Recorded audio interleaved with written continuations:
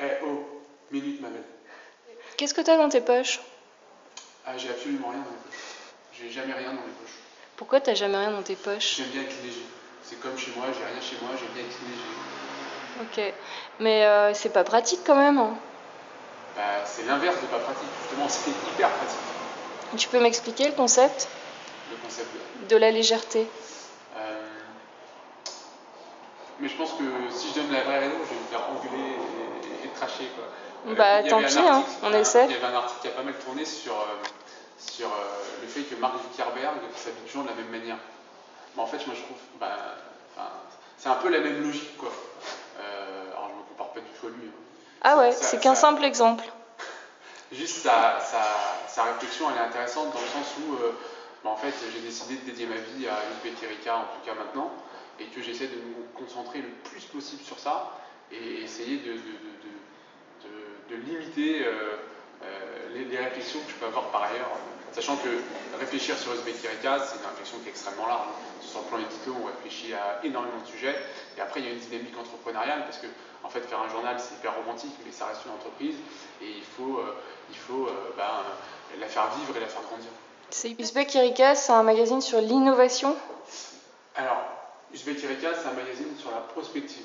On pose des grandes questions d'avenir. Et une des réponses pour essayer d'améliorer le monde, c'est l'innovation. Quelques exemples d'innovation, sur le plan technologique, il y a des mecs qui sont en train d'inventer des choses pour stocker l'énergie. Le stockage de l'énergie, c'est un des grands défis majeurs sur le monde qui vient, qui peut vraiment révolutionner notre rapport au monde. Et il y a des gens qui sont en train de réfléchir à des chaussures qui, grâce au mouvement, grâce à la marche, permet de créer et de stocker de l'énergie pour recharger après tout un tas de choses, que ce soit des portables ou autres.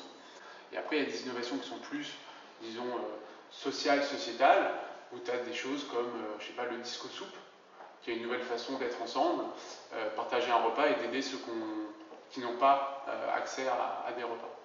On a un business model qui est particulier pour la presse, mais je pense qu'il est en train de se développer de plus en plus, c'est qu'au lieu de faire venir des marques dans ces médias, c'est nous qui allons chez ces marques. On produit on crée, on anime des médias pour des marques. L'essor du numérique oblige en quelque sorte les marques à se positionner dessus, et la meilleure façon de le faire, c'est par le contenu. Et donc il y a une opportunité pour nous de faire ça. Jérôme Ruskin, ça vient d'où? J'ai un papa américain qui vient d'Atlanta. Si, j'ai voté pour Obama. Ça, c'est pas mal, c'est assez classe.